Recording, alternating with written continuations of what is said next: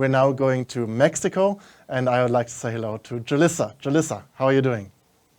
Hi, very good. Thank you, Bastian. First of all, I'm really excited and really thankful to be here. I'm amazed by the work that you all do. My name is Julissa Rolon. I'm from Mexico and I am a psychologist. I'm a diabetes educator and I live with type 1 diabetes.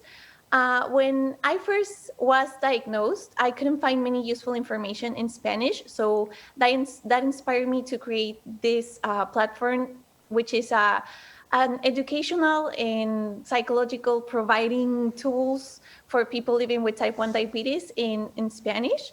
And my main objective on the next slide, it is to be able to lessen the burden and increase the quality of people living with type 1 diabetes in this same principle of paying it forward, right? So being able to access information in different languages and translating it to Spanish.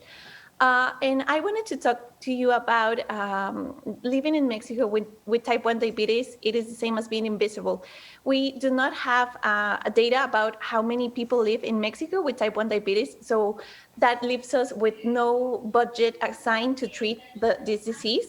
And also, we do not have reimbursement. We do not have access to complete treatment.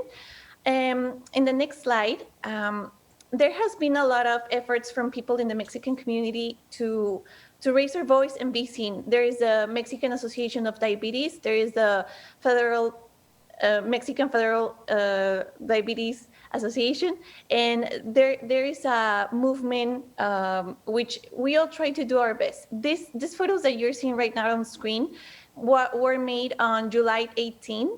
I coordinated an online campaign trying to reach out to Mexican authorities. My main goal was to put the face of the kids living with diabetes, of the young adults, of the families, of everyone living with type 1 diabetes, so as not to be invisible anymore. And I wanted to invite you. We all know that November is Diabetes Awareness Month.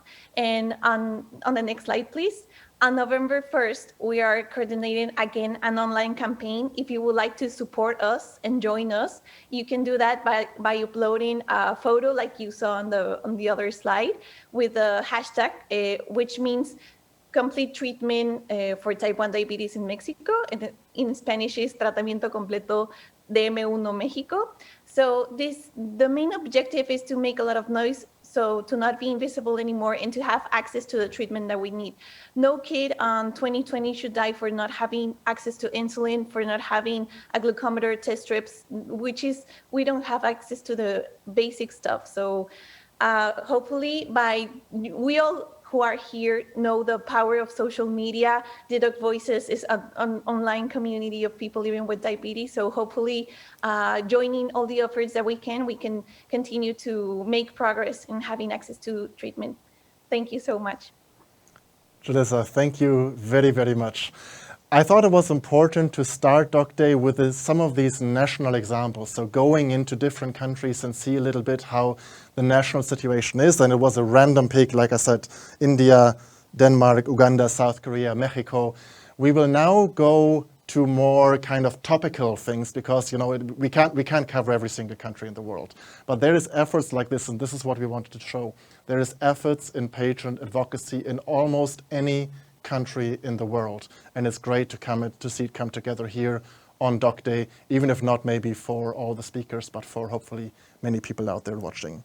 We will now go to broader topics.